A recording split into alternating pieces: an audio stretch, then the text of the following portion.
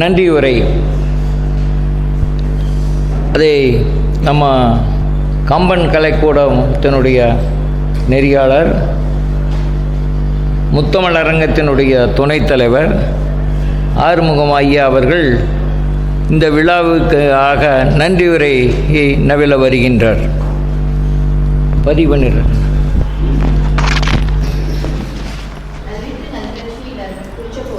வச்சுட்டு அப்படி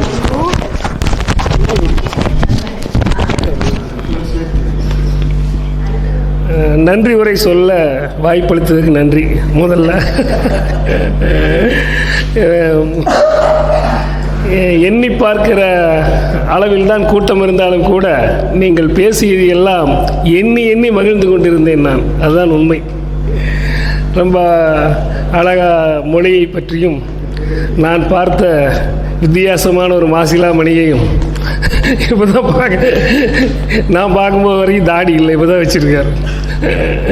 ரொம்ப சுவையாக இருந்துச்சு. எப்பொழுதுமே முதல் நிகழ்வு நடக்கும், என்னால் வர முடியாது. இன்று காலையில் ஜீவா கூப்பிட்டு சொல்லி தான் எனக்கும் தெரியும், இப்படி ஐயா வச்சுருக்காரு, போயிட்டு வந்துடலாம் அப்படின்னாரு.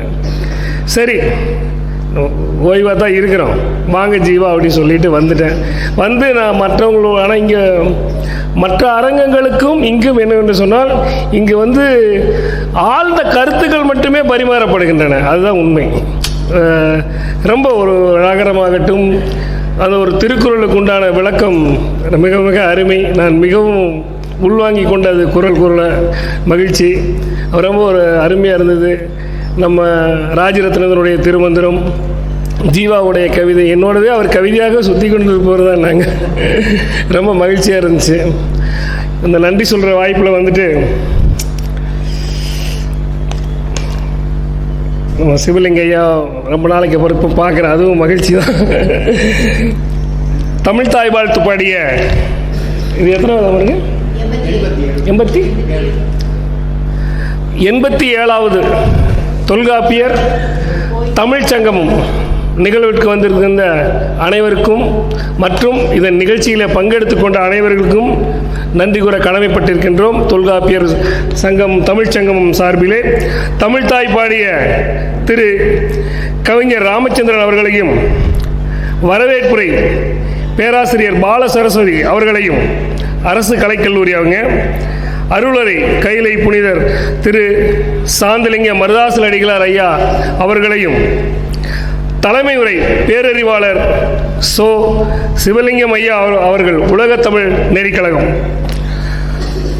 வாழ்த்துறை முனைவர் குமாரசாமி ஐயா அவர்களையும், மேலாள் கல்வித்துறை இயக்குனர் அவங்க, சிறப்புரை பூமு அன்பு சிவா அவர்களையும், தலைப்பு தொல்காப்பியத்தில் உயிரியல் போக்குகள், தொல்காப்பிய பயிலரங்கம், தொல்காப்பிய செம்மல் புலவர் ஆ காளியப்பன் அவங்க வந்து தலைப்பில் வந்து தொல்காப்பியர் கூறும் களவு நெறி என்ற தலைப்பிலே பேசியதற்காகவும், நன்றி உரை வந்து ஆறுமுகம் வழங்கி கொண்டிருக்கின்றேன்.